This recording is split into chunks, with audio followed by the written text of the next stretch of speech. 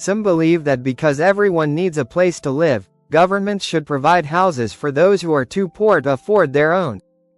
To what extent do you agree or disagree?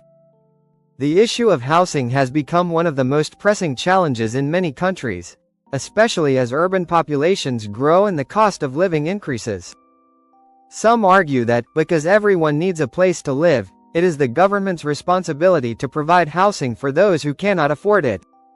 While I agree that the government should play a role in addressing this issue, I do not believe that it is entirely feasible or sustainable for governments to provide houses for everyone who is poor. Instead, a more balanced approach that includes a mix of government support, private sector involvement, and social initiatives would be more effective. On one hand, there are compelling reasons why the government should intervene in providing housing for the poor. First and foremost, access to safe and affordable housing is a fundamental human right. Without adequate shelter, individuals are more likely to experience a range of social and economic disadvantages, including poor health, lack of education, and diminished job prospects. By providing affordable housing, the government can help break the cycle of poverty and enable disadvantaged individuals to improve their lives. Moreover, with rising inequality and the increasing gap between rich and poor, there is a growing need for government intervention to ensure that all citizens have access to basic necessities. Furthermore, governments are uniquely positioned to address the scale of the problem through large-scale public housing projects.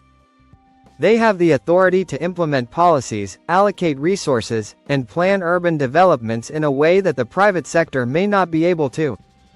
In many countries, especially in cities with high demand for housing, the market cannot provide sufficient affordable options for low-income individuals. In such cases, government-funded housing programs can bridge the gap and provide long-term stability for the most vulnerable members of society. However, despite the benefits of government-provided housing, there are significant challenges to making this a reality. Funding is one of the major obstacles. Building and maintaining public housing requires significant public expenditure, which may place a burden on taxpayers. In times of economic uncertainty, governments may struggle to allocate the necessary funds without affecting other crucial services such as healthcare or education. Additionally, providing housing for all the poor could lead to government inefficiency or reliance on subsidies that might not be sustainable in the long term. There is also the issue of land availability in urban areas, which makes it difficult to build enough housing to meet the demand.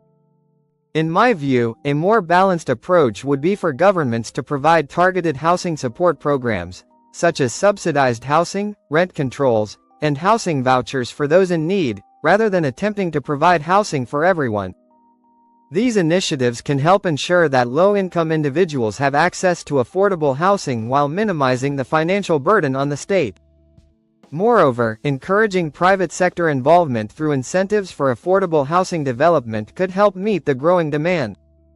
Additionally, community-led initiatives and partnerships between the public and private sectors can create sustainable solutions that address both the short-term and long-term housing needs of society.